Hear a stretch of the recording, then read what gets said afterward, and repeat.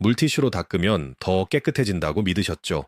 그런데 생활화학과 환경 독성을 연구하면서 본 건 정반대였습니다. 깨끗해지는 줄 알았던 물티슈가 오히려 집안 공기를 더 탁하게 만들고 아이 손에 반복적으로 닿으면 피부 장벽을 약하게 하는 경우도 많았습니다. 저는 생활 속 화학 물질이 인체와 환경에 미치는 영향을 연구해 왔습니다. 특히 아기 피부염이 물티슈를 끊자마자 며칠 만에 가라앉는 사례를 여러 번 직접 봤습니다. 그때마다 느낀 건 우리가 깨끗함을 위해 선택한 제품들이 실제로는 건강을 서서히 무너뜨리고 있다는 사실이었어요. 세제를 많이 넣으면 더 깨끗해질 거라고 생각하시죠? 섬유 유연제를 듬뿍 넣어야 빨래가 부드럽고 향도 오래 간다고 믿으시죠? 수건은 욕실에 걸어두면 저절로 마른다고 생각하시죠? 탈취제를 뿌리면 냄새가 사라진다고 믿으시죠? 그런데 이 모든 행동이 실제로는 집안 공기를 더 무겁게 만들고 피부를 더 약하게 만들고 냄새를 더 심하게 만드는 원인이 될 수 있습니다. 오늘은 물티슈, 섬유 유연제, 수건, 탈취제, 세제 사용 등 우리가 깨끗해지려고 했던 행동이 어떻게 반대로 건강을 해치는지 그 반전의 과학을 아주 쉽게 풀어드리겠습니다. 30년간 생활 화학을 연구하면서 제가 직접 확인한 내용들이니까 끝까지 들어보시면 여러분의 생활이 완전히 달라질 겁니다. 이 내용 오늘 처음 들으신 분 계시면 댓글로 꼭 알려주세요. 얼마 전 지인이 집안 냄새가 잘 안 빠진다며 제게 도움을 요청하셨습니다. 식탁은 항상 물티슈로 닦고 세탁할 때는 섬유 유연제를 듬뿍 넣고 수건은 은은한 향이 남아야만 깨끗해진 것 같다고 하시더군요. 탈취제도 옷장마다 뿌려놓고 방향제도 여러 개 놓아두셨대요. 그런데 이상하게 피부가 예전보다 더 가려워지고 집안 냄새도 점점 강해지는 것 같아서 뭐가 문제인지 모르겠다고 하셨어요. 제가 생활 습관을 하나하나 살펴보니 문제는 더 잘 닦고 더 좋은 향을 남기려는 의도에서 시작된 행동들이었습니다. 물티슈는 물이 아니라 화학 용액의 적신 제품이기 때문에 자주 쓸수록 화학 성분이 피부에 쌓이고 공기 중에도 남게 됩니다. 세제를 많이 넣으면 헹굼이 제대로 안 돼서 섬유에 세제가 남고 그게 오히려 세균이 번식하기 좋은 환경을 만들어요. 섬유 유연제도 마찬가지입니다. 향을 오래 남기려고 많이 넣으면 섬유 표면에 코팅이 쌓여서 통기성이 떨어지고 그게 바로 빨래 냄새의 원인이 되죠. 수건은 더 큰 문제였습니다. 욕실에 걸어두면 마르는 것처럼 보이지만 실제로는 습기가 계속 남아있어서 세균이 엄청나게 빠르게 증식합니다. 탈취제를 뿌리고 바로 옷을 넣으면 냄새 분자가 옷에 그대로 남아서 오히려 꿉꿉한 냄새가 더 심해지고요. 이 모든 게 깨끗해지려는 마음에서 시작됐지만 결과는 정반대였던 거예요. 이 이야기를 끝까지 들어야 전체 흐름을 알 수 있습니다. 물티슈를 덜 쓰고 세제를 정량으로 바꾸고 수건을 완전히 건조시키는 작은 변화만 했는데 며칠 지나자 박모님 피부 가려움은 확실히 줄어들고 집안 냄새도 훨씬 가벼워졌습니다. 제가 직접 본 변화였어요. 여러분도 오늘 이 영상을 끝까지 보시면 왜 지금 당장 습관을 바꿔야 하는지 분명하게 깨닫게 되실 겁니다. 끝까지 보시면 여러분의 청결 습관을 완전히 바꿀 수 있는 중요한 지혜를 얻게 되실 거예요. 이런 정보를 더 많은 분들이 알 수 있도록 구독과 좋아요로 응원해 주세요. 그럼 이제 생활 속에서 건강을 뒤흔드는 숨은 요소들을 하나씩 구체적으로 짚어보겠습니다. 먼저 물티슈 이야기부터 시작하겠습니다. 물티슈는 물이 아닙니다. 이게 가장 중요한 포인트예요. 물티슈는 물처럼 보이지만 실제로는 보존제, 계면활성제, 향료 같은 화학 용액의 적신 제품입니다. 한국소비자원이 2020년에 시중 물티슈 36개 제품을 조사했는데요. 일부 제품에서 피부 자극을 일으킬 수 있는 물질인 MIT나 CMIT 같은 보존제가 미량 검출된 사례가 보고됐습니다. 미량이라고 해도 하루에 수십 번 반복적으로 사용하면 피부에 쌓이는 양이 무시할 수 없는 수준이 되죠. 제가 만난 69세 김은자님은 식탁을 물티슈로 하루에 수십 번 닦으시는 분이었어요.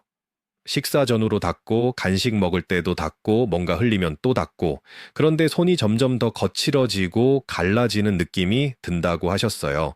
물티슈가 수분을 공급하는 게 아니라 오히려 피부 장벽을 약하게 만들고 있었던 거죠. 제가 권해드린 건 간단했습니다. 식탁이나 조리대는 물과 행주를 사용하거나 천연 비누를 물에 희석해서 쓰는 거예요.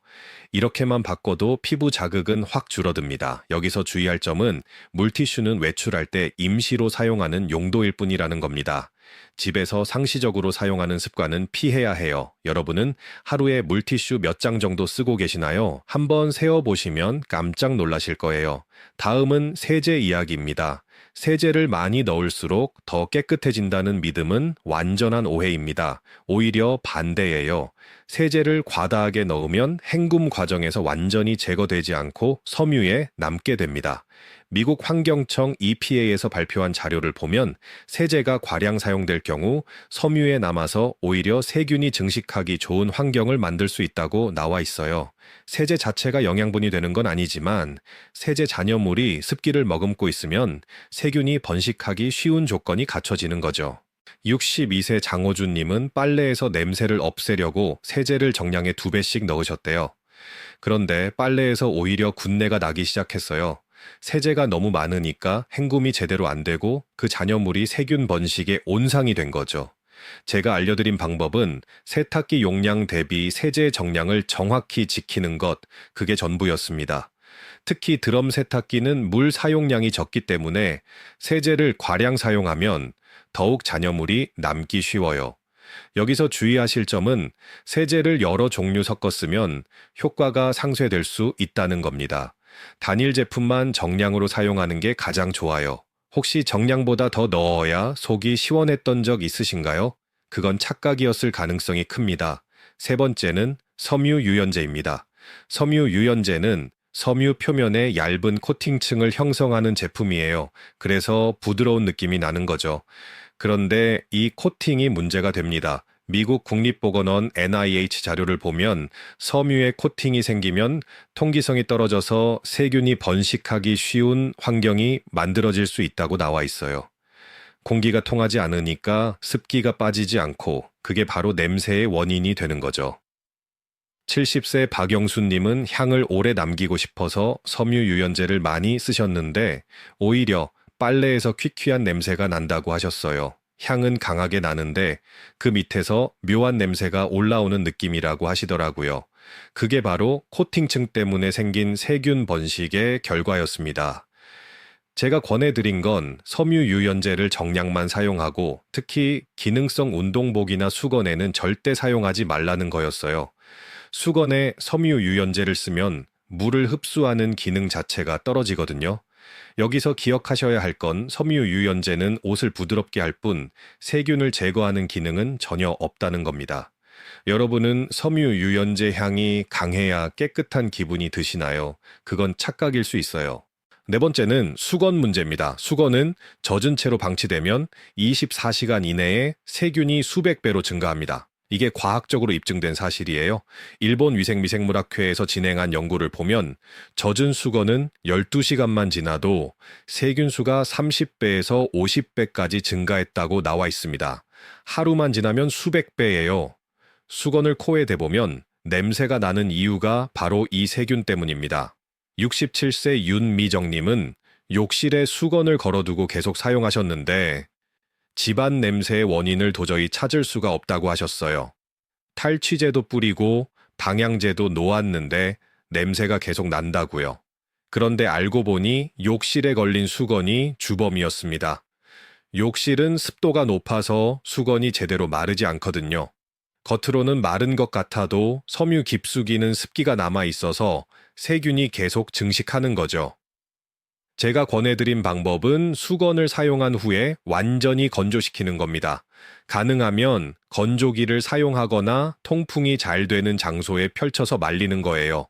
욕실에서 말리는 건 거의 효과가 없다고 보시면 됩니다. 여러분은 수건을 하루에 몇 번 쓰고 갈아주고 계신가요? 냄새가 나기 시작하면 이미 세균이 엄청나게 많아진 상태라고 보시면 돼요. 다섯 번째는 탈취제입니다. 탈취제는 냄새 분자를 잡아서 공기 중으로 날리는 방식으로 작동합니다. 그런데 여기서 오해가 생겨요. 탈취제를 뿌리면 냄새가 즉시 사라진다고 생각하시는데 실제로는 냄새 분자가 분해되거나 제거되는 데 시간이 필요합니다. 한국환경산업기술원 보고서를 보면 환기 없이 탈취제만 반복적으로 사용할 경우 실내 VOC, 그러니까 휘발성 유기화 합물 농도가 오히려 상승할 수 있다고 나와 있어요. 탈취제 자체도 화학 물질이거든요. 65세 조성우님은 옷장에 탈취제를 뿌리고 바로 옷을 넣으셨는데 오히려 꿉꿉한 냄새가 더 심해지는 경험을 하셨어요. 탈취제를 뿌린 직후에는 냄새 분자가 아직 공기 중에 떠다니고 있는 상태거든요. 그 상태에서 옷을 넣으면 냄새가 옷에 그대로 배어버리는 거죠. 제가 권해드린 방법은 탈취제를 뿌린 후에 반드시 환기를 하고 옷장에 넣기 전에 완전히 건조시키는 겁니다. 여기서 기억하셔야 할 건 탈취제는 향을 입히는 제품이 아니라 냄새를 분해하는 용도라는 거예요. 그래서 환기가 핵심입니다.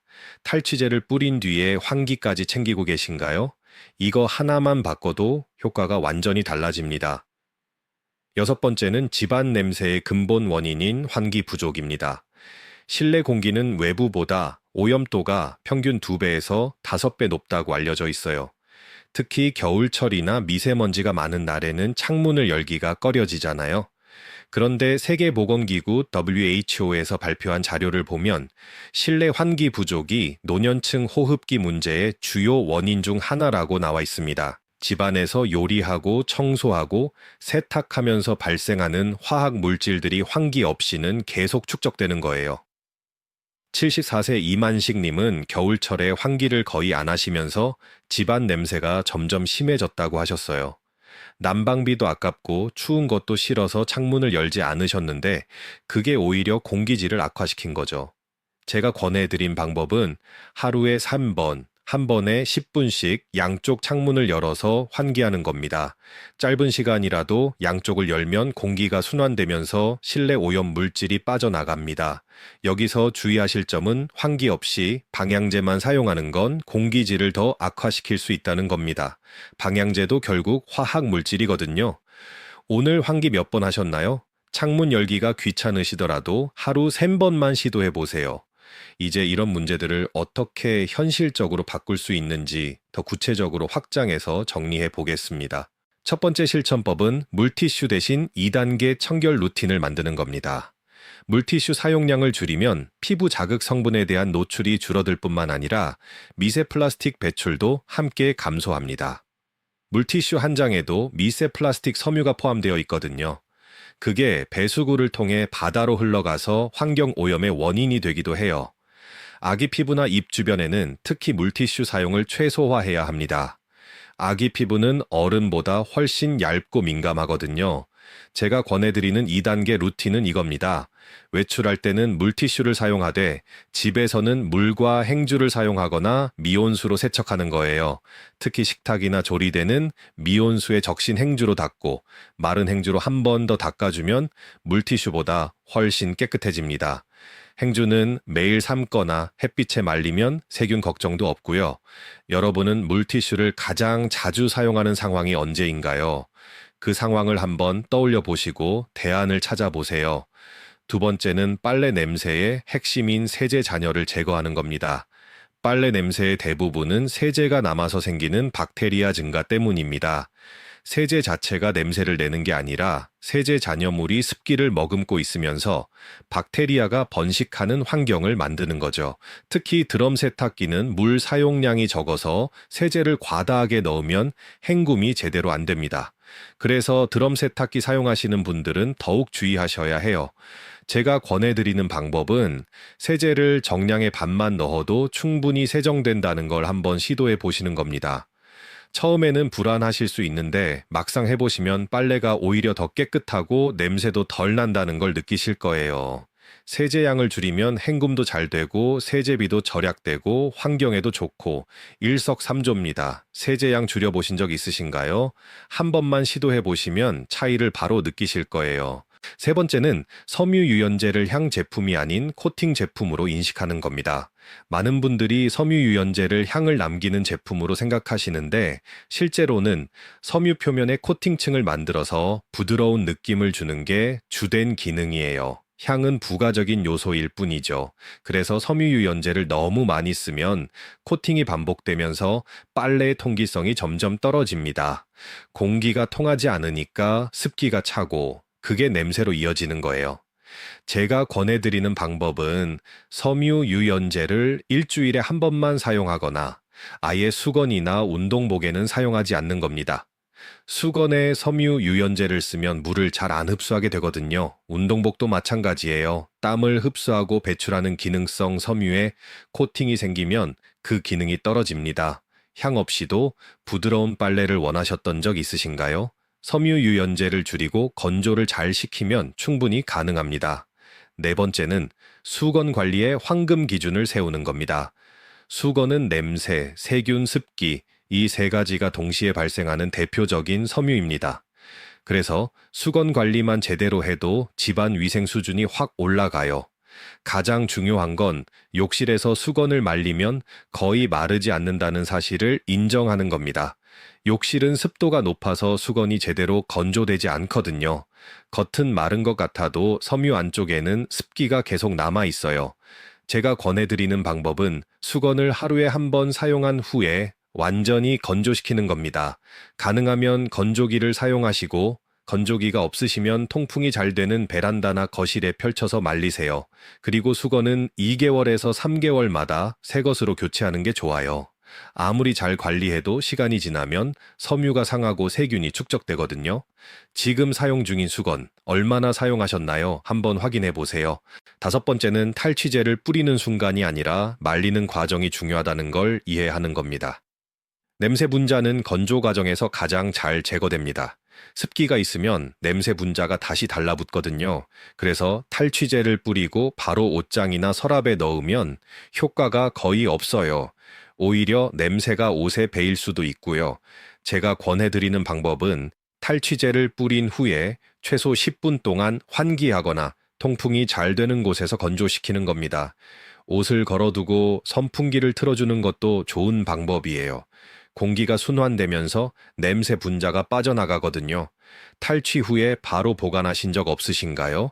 앞으로는 한 번만 더 기다려보세요. 효과가 완전히 달라집니다. 여섯 번째는 집안 냄새를 잡는 가장 확실한 방법인 공기순환입니다. 실내 공기질은 환기 시간보다 공기가 교체되는 횟수가 더 중요합니다. 창문을 1시간 동안 조금만 열어두는 것보다 10분씩 3번 활짝 열어서 공기를 완전히 교체하는 게 훨씬 효과적이에요. 특히 양쪽 창문을 동시에 열면 공기가 빠르게 순환되면서 실내 오염 물질이 빠져나갑니다. 겨울이라도 하루에 최소 2번에서 3번은 환기를 해야 합니다. 추운 건 잠깐이지만 공기질은 하루 종일 영향을 주거든요. 제가 권해드리는 방법은 양쪽 창문을 10분씩 열어서 공기를 완전히 교체하고 문풍지는 적절히 관리해서 틈새 바람을 차단하는 겁니다. 오늘 창문 몇 분 열어보셨나요? 내일부터라도 시작해보세요. 일곱 번째는 향을 덜 쓰면 오히려 집안 냄새가 줄어든다는 역설을 이해하는 겁니다. 강한 향은 실제 냄새를 가리는 것이지 제거하는 게 아닙니다. 방향제, 섬유유연제, 탈취제, 향초 이런 것들을 많이 쓸수록 집안 공기는 오히려 무거워지고 화학물질 농도도 높아져요. 그리고 시간이 지나면 그 향들이 섞이면서 묘한 냄새가 나기 시작합니다. 제가 권해드리는 방법은 향 제품을 최소화하고 청결과 건조 위주로 관리하는 겁니다. 집안을 깨끗하게 청소하고 환기를 자주 하고 빨래를 완전히 건조시키면 향 제품이 거의 필요 없어요. 오히려 집에 들어왔을 때 아무 냄새도 안 나는 게 가장 깨끗한 상태입니다.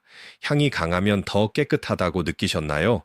그건 착각일 가능성이 큽니다. 이제 오늘 내용을 정리하고 생활을 바로 바꿀 수 있는 핵심을 딱 하나로 제안드리겠습니다. 오늘 이야기의 반전은 아주 간단합니다. 더 깨끗해지려고 했던 행동들이 오히려 건강을 뒤흔들고 있었다는 사실입니다. 물티슈는 깨끗함을 더하는 용도가 아니라 보존제와 화학 성분이 남아서 피부를 자극할 수 있고 환경에 미세 플라스틱을 늘리는 제품입니다. 세제를 많이 넣는다고 더 깨끗해지는 게 아니라 오히려 섬유에 잔여물이 남아서 세균이 번식하기 좋은 환경을 만들어요. 섬유 유연제는 부드러움을 주는 게 아니라 섬유 표면을 코팅해서 통기성을 떨어뜨리고 그게 바로 빨래 냄새의 원인이 됩니다. 수건을 욕실에 걸어두면 마르는 게 아니라 습기가 계속 남아서 세균이 급속히 증식하는 공간이 되는 거죠. 탈취제를 뿌린다고 냄새가 즉시 사라지는 게 아니라 환기를 해야만 제대로 제거됩니다. 환기를 안 하고 방향제만 놓는 건 공기를 더 무겁게 만들 뿐입니다. 잘못된 관리가 계속되면 집안 냄새는 더 강해지고 빨래는 더 쉽게 상하고 피부는 더 예민해지고 공기질은 더 무거워집니다. 특히 노년층은 피부가 더 얇고 건조해서 화학 물질에 더 민감하게 반응하거든요. 호흡기도 약해져서 공기질에 더 큰 영향을 받고요. 그래서 지금 바로 습관을 바꾸는 게 정말 중요합니다. 하지만 제대로 관리하면 모든 게 달라집니다. 집안 냄새가 확실하게 사라지고 세제 비용도 줄어들고 빨래도 오래 가고 피부는 훨씬 편안해집니다. 무엇보다 실내 공기질이 좋아지면서 호흡기 건강도 개선되고 아침에 일어났을 때 상쾌한 느낌이 들어요. 건강한 생활 습관이 자연스럽게 자리 잡히는 거죠. 오늘 당장 하나만 실천해야 한다면 저는 수건과 빨래의 완전 건조를 가장 먼저 추천드립니다. 수건을 욕실에서 빼서 통풍이 잘 되는 곳에 펼쳐 말리고 빨래도 세탁 후 바로 널어서 완전히 건조시키세요. 이것만 지켜도 집 전체 공기질이 달라집니다. 냄새가 확 줄어드는 걸 며칠 안에 느끼실 거예요. 건조가 모든 청결의 시작이거든요. 그리고 두 번째로 실천하실 거라면 환기입니다. 하루 3번 10분씩만 양쪽 창문을 열어보세요. 겨울이어도 미세먼지가 있어도 10분 환기는 꼭 필요합니다. 그 10분이 하루 종일 숨 쉬는 공기의 질을 결정하거든요. 환기만 잘해도 방향제가 거의 필요 없어집니다. 다음 시간에는 향이 왜 사람마다 다르게 느껴지는지, 왜 어떤 집은 들어가자마자 좋은 향이 나고 어떤 집은 묘한 냄새가 나는지 그 생활 과학의 비밀을 아주 자세하게 풀어드리겠습니다. 향과 냄새의 차이, 후각의 메커니즘, 집안 냄새를 근본적으로 해결하는 방법까지 다 알려드릴 거예요.